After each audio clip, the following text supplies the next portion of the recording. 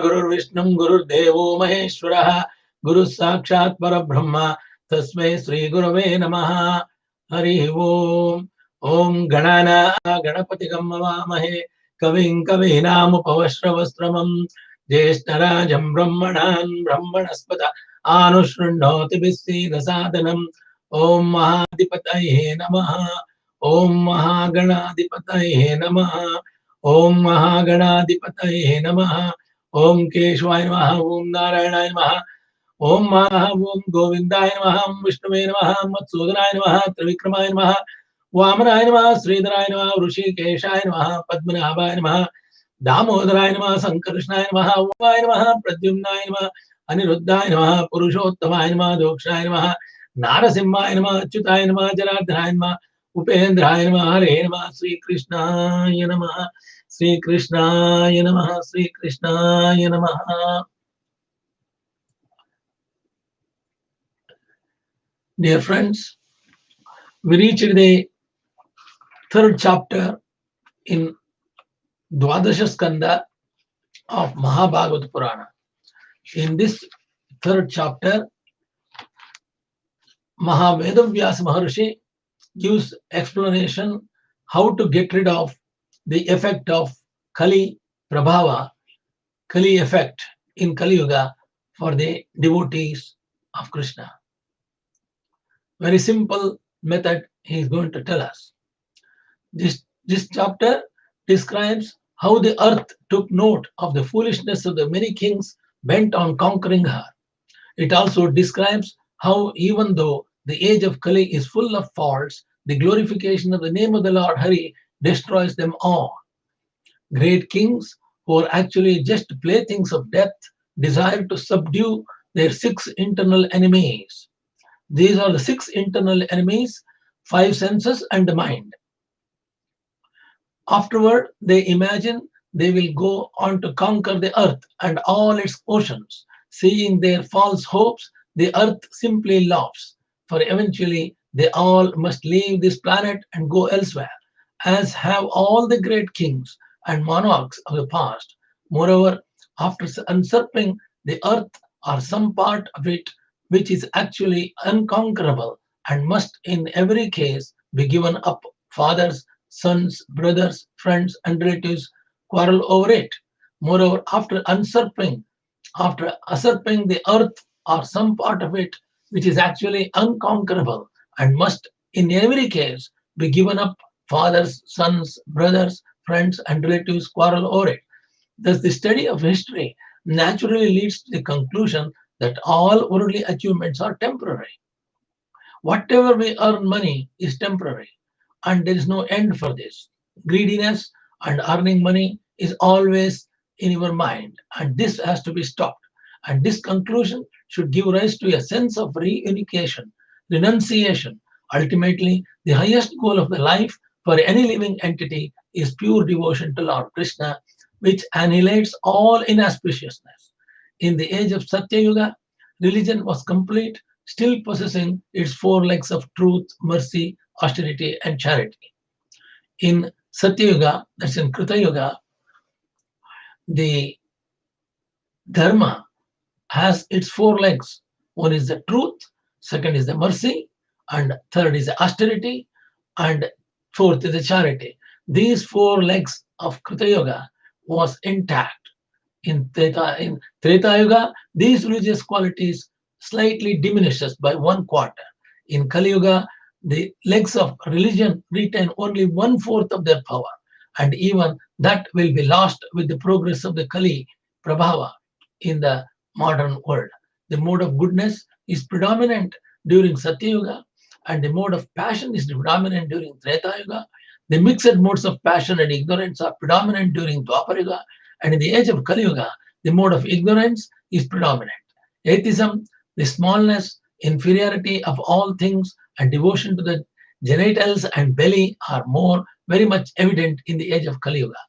Living entities contaminated by the influence of Kali-yuga do not worship the Supreme Lord, Sri Hari, even though they can be freed from all bondage and easily achieve the supreme destination simply by chanting the glories of his name and taking shelter of lotus feet of Lord Krishna. But if somehow or the other Supreme Personality of Godhead becomes manifest within the hearts of the conditioned souls in Kali-yuga, then all faults of place, time, and personality inherent in the age of Kali-yuga will be destroyed. This is very important. If we concentrate on Supreme Personality of Godhead, chanting the holy names of the Lord Krishna all the time, the local effect of Kali-yuga can be minimized or completely destroyed. Kali-yuga is an ocean of faults, but it possesses one great quality simply by the chanting of the name of Krishna. One can be delivered from material association and attain the absolute truth. All that was accomplished in the age of Satya-yuga by meditation, in the age of Treta by sacrificial performance, and in the age of Dväpara by temple worship is also easily gained during the Kali-yuga by the simple process of Hare Kirtana. These are the simple summary of the third chapter. The third chapter starts with a Shuka Uvacha. Shuka Maharshi is telling Parikshit Maharaj, Društvaatmani jaye vyagran nrupan hasiti bhuryam atho ma vijaginchiti mrityo kridanaka nrupaha. Great rulers of men, even those who are learned, meet frustration and failure because of material lust. Driven by lust, these kings place great hope and faith in the dead lump of flesh called the body, even though the material frame is as fleeting as bubbles of foam on water.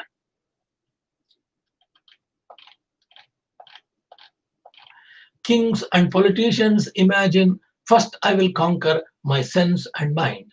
Then I will subdue my chief ministers and rid myself of the thorn and pricks of my advisors, citizens, friends, and relatives, as well as the keepers of my elephants.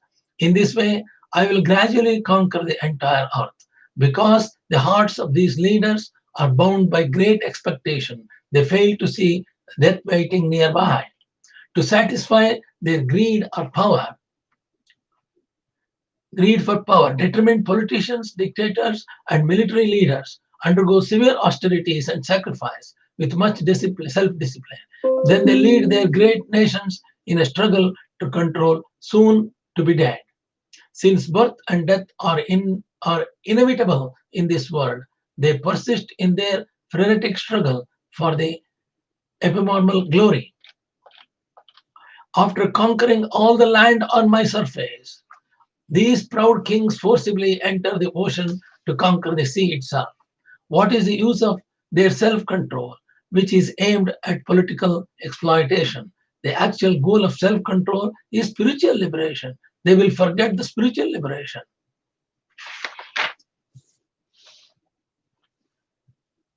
Yam rusajeva manavastutvatascha kurudbhavaha gatayata gatam yuddhetam jeshtanta buddhayaha. O best of the crews, the earth continued as follows. Although in the past great men and their descendants have left me, departing from this world in the same helpless way they came into it. Even today, foolish men are trying to conquer me. That's what earth is telling. For the sake of conquering me, materialistic persons fight one another. Fathers oppose their sons, and brothers fight one another because their hearts are bound to possessing political power. Political leaders challenge one another. All this land is mine. It is not yours, you fool. Thus they attack one another and die. This verse describes the brilliant clarity, the mundane political mentality that provokes innumerable conflicts in the world.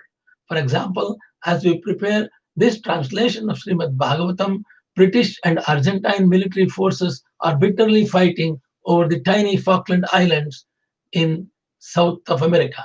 The fact is that Supreme Lord is the proprietor of all land. Of course, even in a God consciousness world, political boundaries exist. But in such a God conscious atmosphere, political tensions are greatly eased. and people of all lands welcome each other and respect each other's right to live in peace.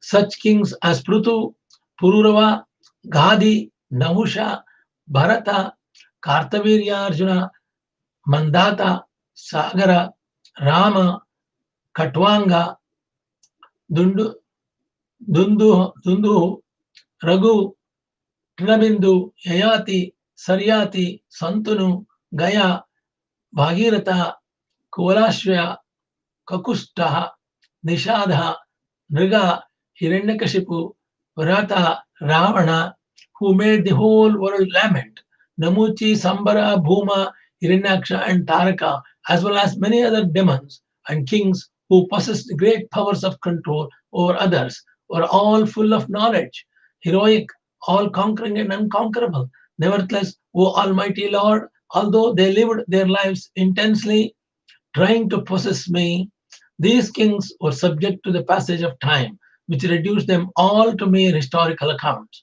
None of them could permanently establish their role. According to Srila Sridhara Swami, and as confirmed by Srila Vishwanatha Chakravarti Thakura, the king Rama mentioned here is not the incarnation of Godhead Ramachandra. Prithu Maharaja is understood to be an incarnation of the Supreme Personality of Godhead Vishnu, who completely exhibited the characteristics of an earthly king claiming proprietorship over the entire earth. A saintly king like Prithu Maharaja, however, controls the earth on behalf of the Supreme Personality of Godhead, whereas a demon such as Hiranyakashipu or Ravana tries to exploit the earth for his personal sense gratification. Nevertheless, both saintly kings and demons must leave the earth. In this way, their political supremacy is ultimately neutralized by the force of time. Modern political leaders cannot even temporarily control the entire earth, nor are their opulences and intelligence unlimited.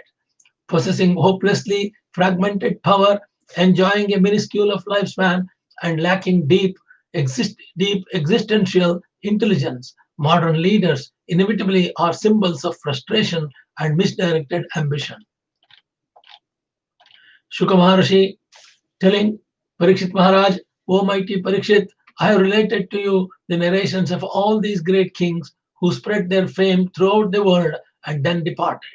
My real purpose was to teach transcendental knowledge and renunciation.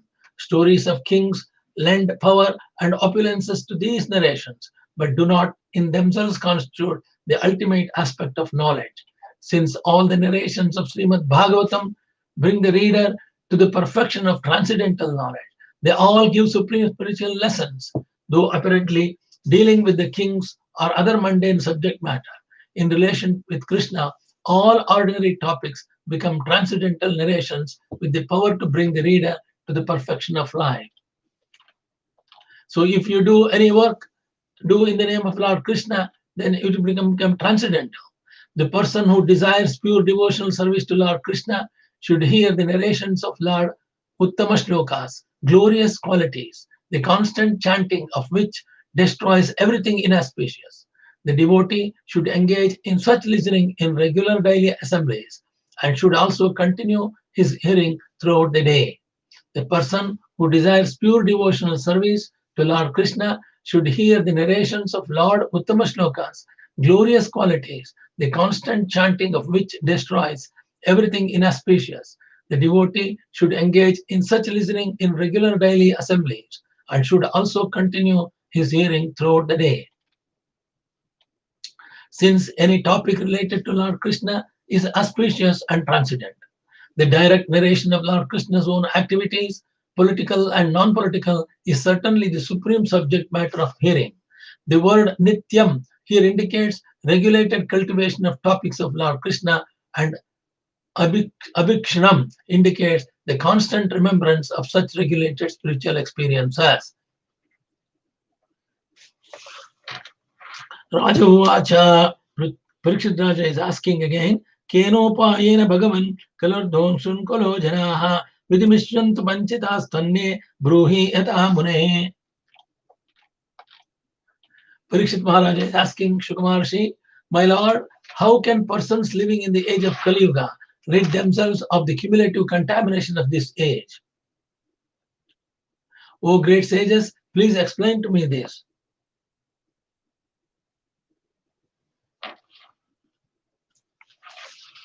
King Parikshit was compassionate, saintly ruler.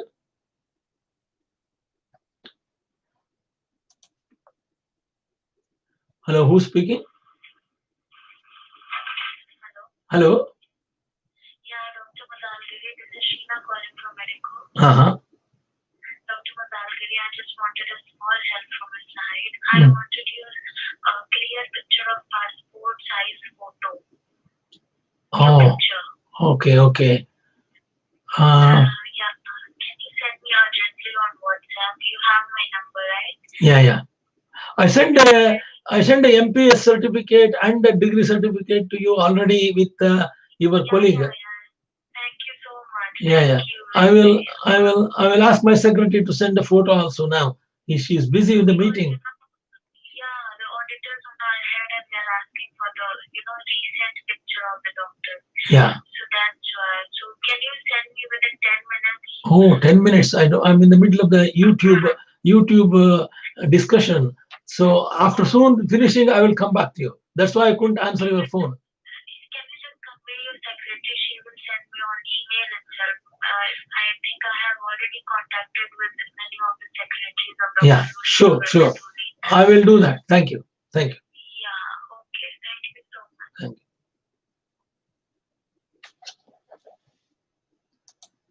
King Parikshit is asking Shuka Maharshi, my lord, how can persons living in the age of Kali-yuga get rid of themselves of the cumulative contamination of this age?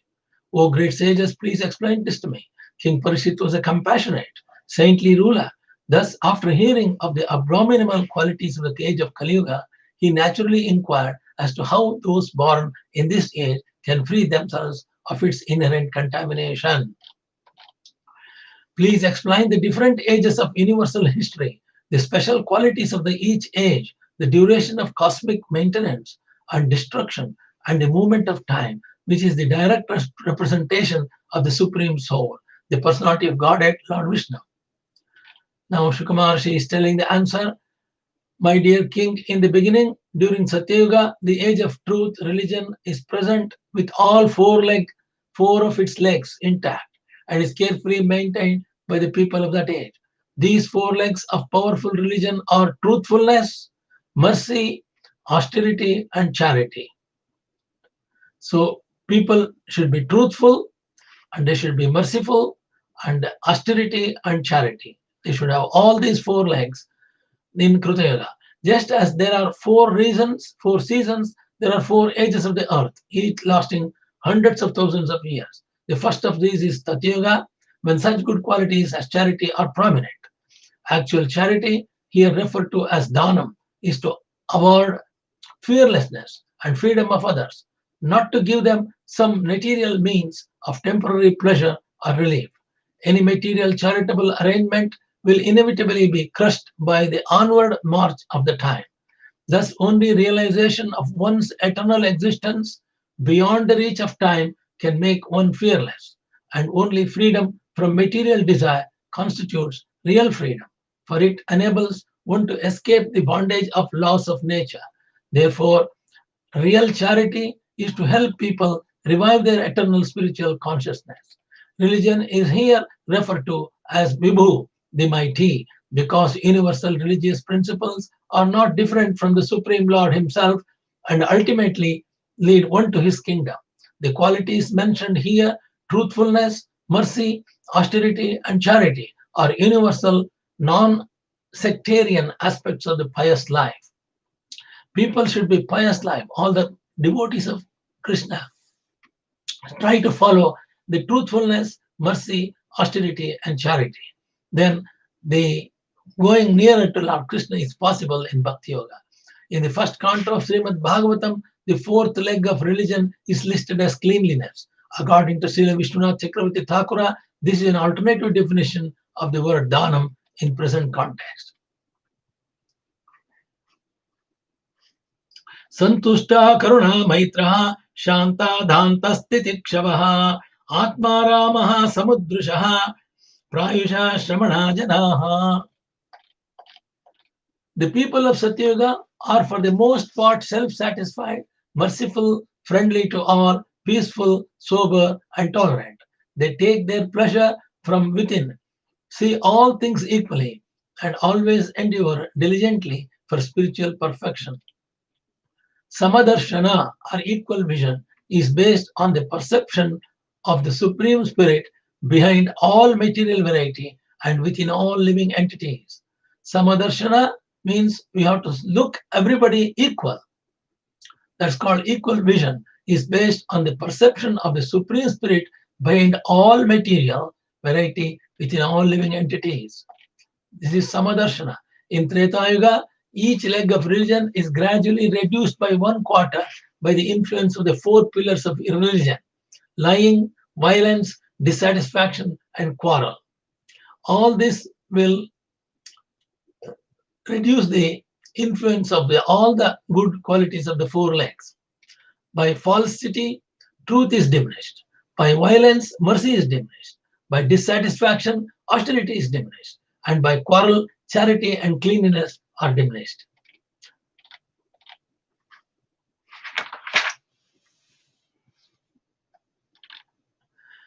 In the Tretä-yuga, people are devoted to ritual performances and severe austerities. They are not excessively violent or very lusty after sensual pleasure. Their interest lies primarily in religiosity, economic development, and regulated sense gratification, and they achieve prosperity by following the prescriptions of 3 Vedas. Although in this age, society evolves into 4 separate classes of king, most people are Brahmanas.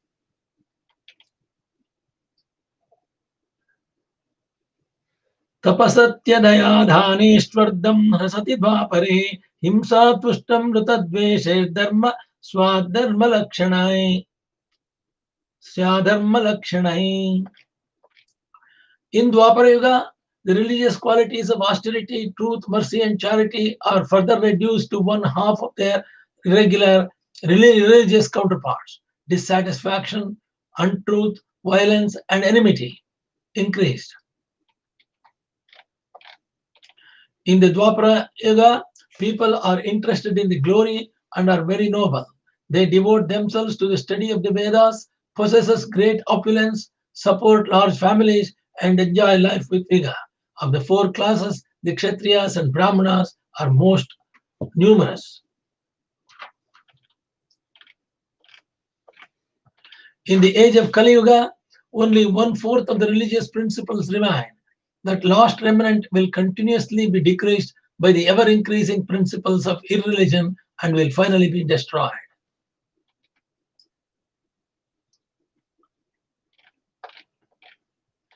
In the Kali-yuga, people tend to be greedy, ill-behaved, and merciless, and they fight one another without good reason. Unfortunate and obsessed with material desires, the people of Kali-yuga are almost all Shudras and barbarians. In the Kali-yuga, people tend to be greedy, ill-behaved, and merciless, and they fight one another without good reason. Unfortunate and obsessed with material desires, the people of Kali-yuga are almost Shudras and barbarians. In this Kali-yuga, we can already observe that most people are laborers, clerks, and fishermen, artisans, or other kind of workers within the Shudra category. Enlightened devotees of Lord and noble political leaders are extremely scarce, and even independent businessmen and farmers are a vanishing breed as huge business conglomerates increasingly convert them into subservient employees.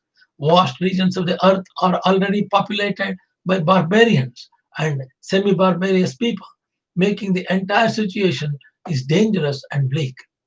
The Krishna consciousness movement is empowered to rectify the current dismal state of affairs. It is the only hope for the ghastly age called Kali-yuga. It is the only one hope. The Krishna conscious movement is the only one hope for the ghastly age called Kali-yuga. The material modes, goodness, passion, and ignorance, whose permutations are observed within the person's mind, are set into motion by the power of time. The four ages described in these verses are manifestations of various modes of material nature. The age of truth is Satya-yuga, manifests the predominance of material goodness, and Kali-yuga manifests the predominance of ignorance, tamasaguna. According to Srila Vishwanath Chakravarti Thakur, within each age, the other three ages occasionally manifest as sub-ages. Thus, even within Satya-yuga, a demon in the mode of ignorance may appear, and within the age of Kali, the highest religious principles may flourish for some time. As described in Srimad Bhagavatam, the three modes of nature are present everywhere and in everything, but the predominant mode of combination of modes determines the general character of any material phenomena. In each age, therefore, three modes are present in varying proportion. These three modes are Sattva Guna is Sattvika, goodness, passion, Tretä-yuga, and ignorance, Dväpara, and ignorance is Kali. Exist within each of the other ages as a sub-factor. Prabhavanti yada stvatte mano buddhindriyani cha tada krutayogam vidyajnane tasasi tapasi yadruchihi. When the mind, intelligence, and senses are solidly fixed in the mode of goodness, that time should be understood as Satya-yuga, the age of truth. People then take pleasure in knowledge and austerity. Word krita means performed or executed. Thus, in the age of truth, all religious duties are duly performed, and people take great pleasure in spiritual knowledge and austerity. Even in the Kali-yuga, those who are situated in the mode of goodness take a pleasure in cultivation of spiritual knowledge and a regulated performance of austerity. This sublime state of existence is possible for one who has conquered the sex desire. O most intelligent one, when the conditioned souls are devoted to their duties but have ulterior motives and seek personal prestige, you should understand such situation to be the age of Tretä-yuga, in which the functions of passion are prominent.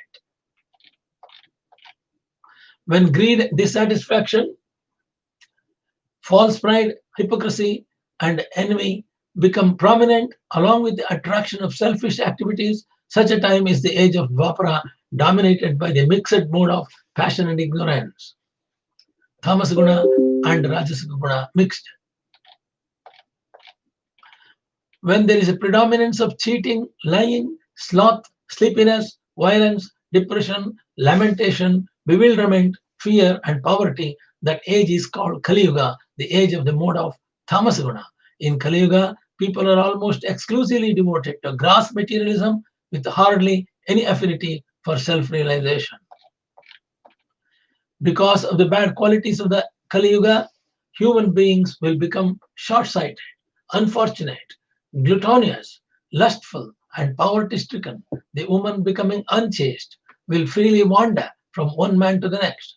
In the age of Kali, certain pseudo-intellectuals seeking individual freedom support sexual promiscuity. In fact, identification of the self with the body and the pursuit of individual freedom in the body rather than in the soul are signs of the most dismal ignorance and slavery to lust. When women are unchaste, many children are born out of wedlock as products of lust. These children grow up in psychologically unfavorable circumstances and an erotic, ignorant society arises. Symptoms of this are already manifest throughout the world. Cities will be dominated by thieves. The Vedas will be contaminated by speculative interpretations of atheistics. Political leaders will virtually consume the citizens, and the so-called priests and intellectuals will be devotees of their bellies and genitals. That's no good. Cities will be dominated by thieves. The Vedas will be contaminated by speculative interpretations of atheists. Political leaders will virtually consume the citizens, and the so-called priests and intellectuals will be devotees of their own bellies and genitals. Many lower cities are unsafe at night. For example, it is understood that no sane person will walk in the New York Central Park at night because he knows he will almost certainly be mugged. Apart from ordinary thieves who bound this age, large cities are filled with cutthroat businessmen who enthusiastically convince people to purchase and consume useless or even harmful products. It has been well documented that beef, tobacco, liquor, and many other modern products destroy one's physical health. What to speak of their mental health? And yet, modern capitalists do not hesitate to use every psychological trick in the book to convince people to consume these things. Modern cities are full of mental and atmospheric pollution, and even ordinary citizens are finding them unbearable. This verse also points out that the teachings of the Vedic scriptures will be distorted. This verse also points out that the teachings of the Vedic scriptures will be distorted in this Kali-yuga. Great universities teach courses on Hinduism in which Indian religion, despite limitless evidence to the contrary, is described as polytheistic and leading to an impersonal salvation. In fact, all Vedic literature is a unified whole as stated by Lord Krishna himself in Bhagavad Gita. 15 sloka, 15 chapter, Vedaischa sarvair aham eva vidyahi. Vedahi. By all the Vedas, I, Lord Krishna, am to be known. All Vedic literature is meant for enlightening us about the Supreme Personality, Absolute Truth, Lord Vishnu or Krishna. Although known by many names and appearing in many forms, God is a single absolute entity and he is a person, but this is true Vedic understanding is hidden in the Kali-yuga. In this verse, Shuka Maharshi astutely observes that political leaders will virtually consume the citizens, and so-called priests and intellectuals will be devotees of their bellies and genitals. How sadly true this statement is. Avrutavatavu shocha bhikshavaschya kutambinaha tapasvino gramavasa nyasino tertaro lopaha. The Brahmanas will fail to execute their oaths and become generally unclean. The householders will become beggars. The vanaprasthas will live in the villages, and the sannyasis will become greedy for wealth. Brahmacharya, celibate student life, is practically non-existent in the age of Kali-yuga. But there are some good people, good students are pious, and celibate students are still available in Kali-yuga. In America, many boys' schools have become co-educational because young men frankly refuse to live without the constant companionship of a lusty young girl. Also, we have personally observed throughout the Western world that student residences are among the dirtiest places on the earth, as predicted here by the word Ashuchaha.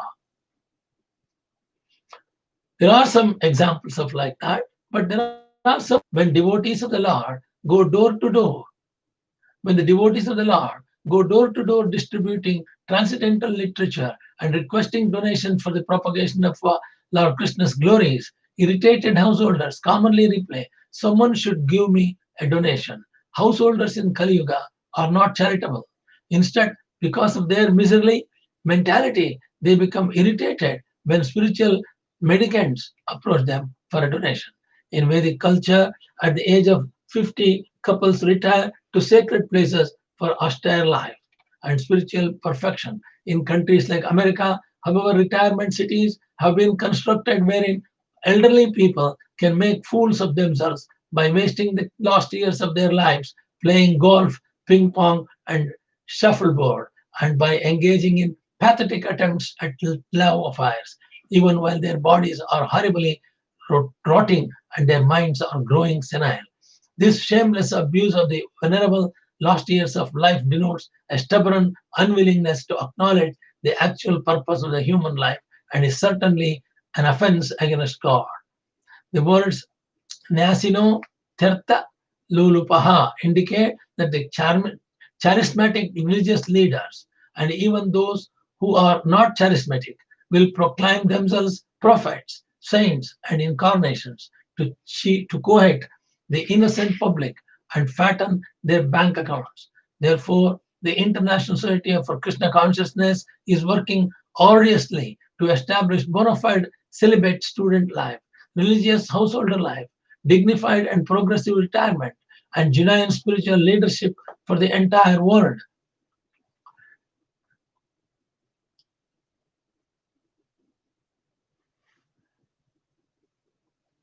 ISKCON in 1982, on the 9th of May, in the sensual city of Rio de Janeiro in Brazil, awarded sannyasa, the renounced order of life, to 3 young men, 2 Brazilians and 1 American, with the sincere hope that they will faithfully execute the rigid oaths of renounced life and provide authentic spiritual leadership in South America.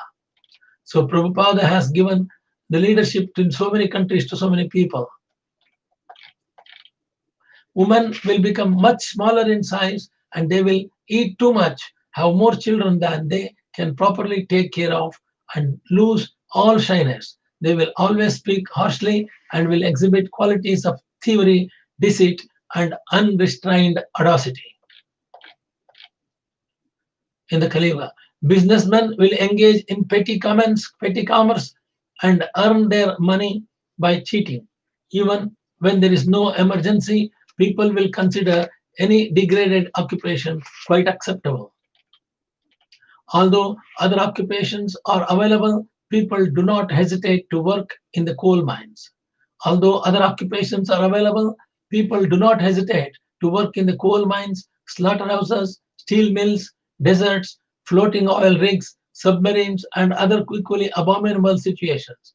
As also mentioned here, businessmen will consider cheating and lying to be a perfectly respectable way to do business. These are all symptoms of the Kali-yuga. Servants will abandon a master who has lost his wealth, even if that master is saintly person of exemplary character. Masters will abandon an incapacitated servant. Even if that servant has been in the family for generations, cows will be abandoned or killed when they stop giving milk. Cows will be abandoned or killed when they stop giving milk. This is the Kali-yuga. In India, the cow is considered sacred not because Indian people are primitive worshippers of mythological or totems, but because Hindus intelligently understood that cow is a mother. As children, nearly all of us were nourished with cow's milk, and therefore the cow is one of our mothers. Certainly, one's mother is sacred, and therefore we should not kill the sacred cow, because cow is a mother, provide milk and nutrition to all the people. In Kali-yuga, men will be wretched and controlled by women. They will reject their fathers, brothers, other relatives, and friends, and will instead associate with the sisters and brothers of their wives. Their conception of friendship will be based exclusively on sexual ties. Uncultured men will accept charity on behalf of the Lord and will earn their livelihood by making a show of austerity and wearing a mendicant's dress. Those who know nothing about religion will mount a higher seat and presume to speak on religious principle. The epidemic of bogus gurus, swamis, priests, and so forth is explicitly described here. In the age of Kali-yuga, people's minds will always be agitated. They will become emaciated by famine and taxation, my dear king, and will always be disturbed by fear of drought. They will lack adequate clothing, food, and drink, will be unable to properly rest, have sex, or bathe themselves, and will have no ornaments to decorate their bodies. In fact, the people of Kali-yuga will gradually come to appear like ghostly, haunted creatures. The symptoms described here are already prevalent in many countries of the world and will gradually spread to other places engulfed by impiety and materialism. In Kali-yuga, men will develop hatred for each other. In Kali-yuga, men will develop hatredness for each other, even over a few coins, giving up all friendly relations. They will be ready to lose their own lives and kill even their own relatives. Men will no longer protect their elderly parents. This is very tragic. Men will no longer protect their elderly parents, their children, or their respectable wives. Thoroughly degraded, they will care only to satisfy their own bellies and genitals. In this age, many people are already sending their elderly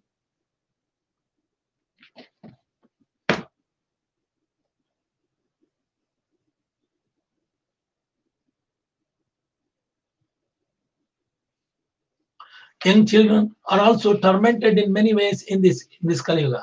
Suicide among children has increased dramatically in recent years because they are being born not to loving religious parents but to degraded, selfish men and women. In fact, children are often born because a birth control pill, a prophylactic, or some other contraceptive device malfunctioned.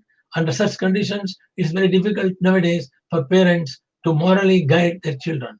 Generally ignorant of spiritual science, parents cannot lead their children on the path of liberation and thus fail to fulfill their primary responsibility in family life.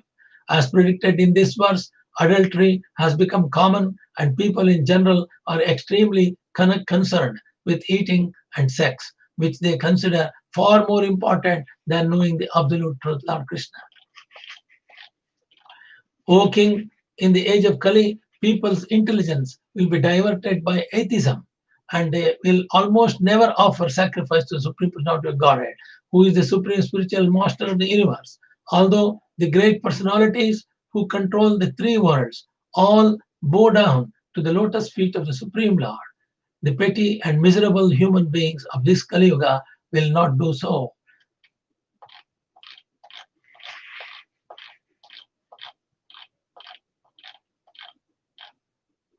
Terrified about to die, a man collapses on his bed, although his voice is faltering and he is hardly conscious of what he is saying.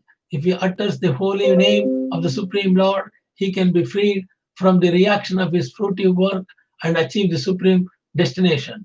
But still, people in the age of Kali will not worship the Supreme Lord. You can lead a horse to water. You can lead a horse to a water, but you cannot make a horse to drink the water. This is what they say in the Kali-yuga.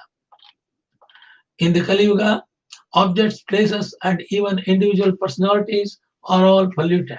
The Almighty Personality of Godhead, however, can remove all such contamination from the life of one who fixes the Lord within his mind.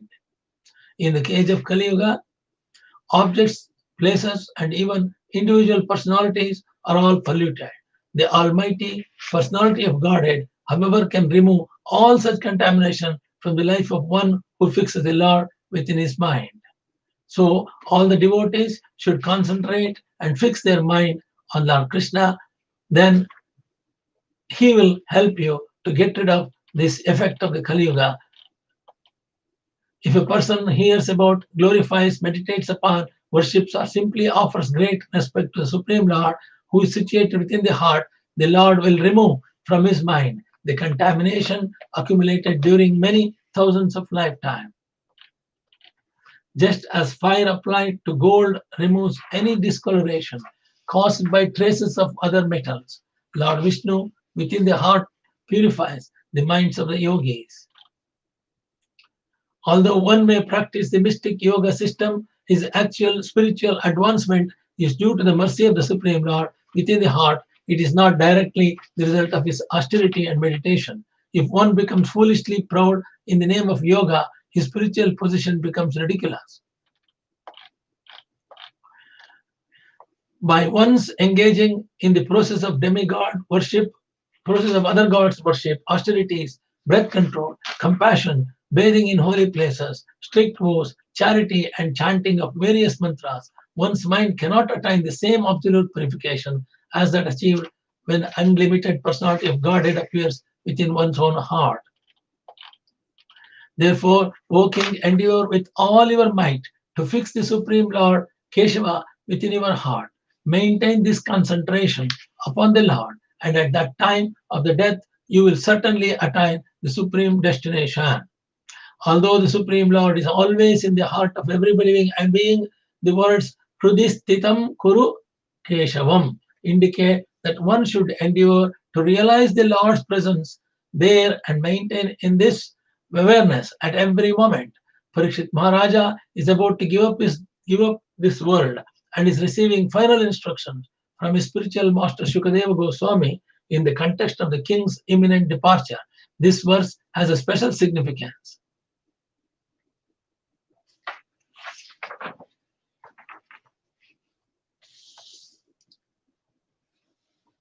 Tatsmat sarvavatmanam rajan Hridistam kuru keshavam Mriyamano vivastito yasi parangatim. Hridistitam kuru keshavam.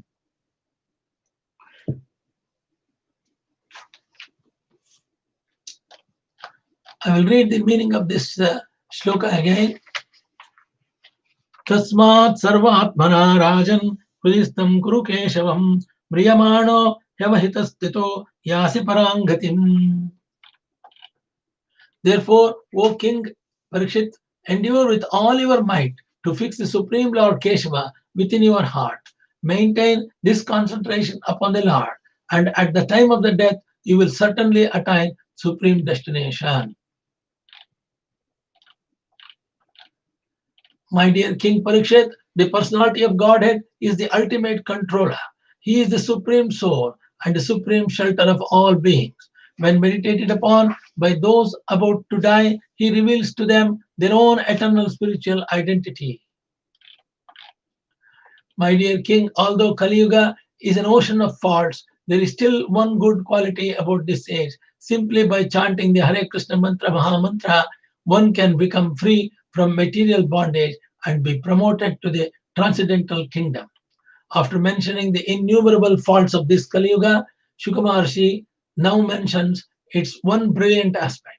Just as one powerful king can kill innumerable thieves, one brilliant spiritual quality can destroy all the contamination of this Kali-yuga. It is impossible to overestimate the importance of chanting Hare Krishna, Krishna Krishna, Hare Hare, Hare Rama, Rama Rama, Hare Hare, especially in this Kali-yuga. Whatever results was obtained in Satya-yuga by meditating on Vishnu, in Tretä-yuga performing sacrifices, and Dväpara-yuga serving the Lord's lotus feet can be obtained in Kali-yuga simply by chanting Hare Krishna mahä-mantra.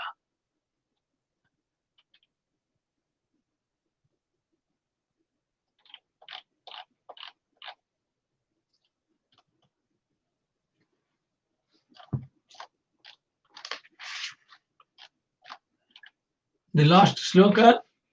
Krute-yuga yato Vishnun Treta-yam vijito mukhe Dväpare paricharyayam khalo taddiri-kirtinat.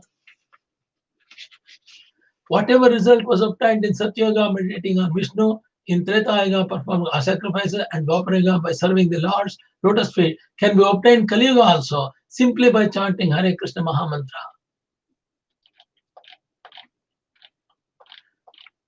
Thus end the purports of the humble servants of His Divine Grace A.C. Bhaktivedanta Swami Prabhupada to the 12th canto, the 3rd chapter of the Srimad Bhagavatam. Murne Adhyaya Mugito. Iti Srimad Mahabhagavate Mahapurane Paramahamsam Samitaya Dvadash Skande Tutiyo Adhyaya. Namostu Anantaya Sahasramurtaye Sahasrapadakshara Sahasranamne Purushashtaya Sahasrakoti Yugadharane Namaha Sahasrakoti Yugadharane Namaha Akashat Paritam Medavit Sagaram Sarvadeva Namaskaraha Sri Kesham Priyatyo Namaha Sarva Vedeshat Punyam Sarva Tirteshu Yatpalam Tatpalam Praptavasana Dvasevasya Vahtante Jayatrayam Sarva Bhuta Nivasosi Vastemrute Kayena Vacha Manasendreva Buddhatmanava Pakate Sabhava Karomi Adyat Sagaram Parasmai Narayana-yeti Samarpayami Narayana-yeti Samarpayami Narayana-yeti Samarpayami.